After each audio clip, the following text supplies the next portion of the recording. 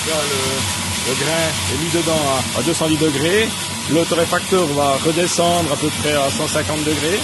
Et on va le remonter bien gentiment pour laisser... Alors, c'est en torréfiant qu'on devient torréfacteur.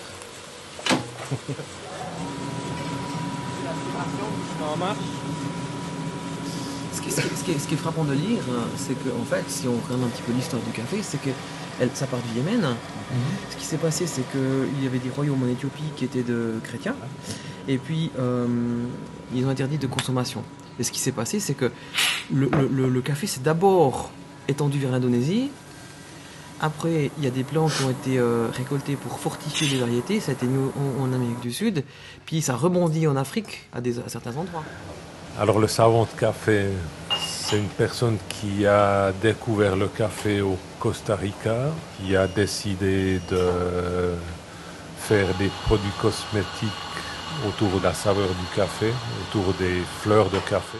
Le barista, c'est la personne un peu du savoir-faire du café. J'ai envie de dire, il a un peu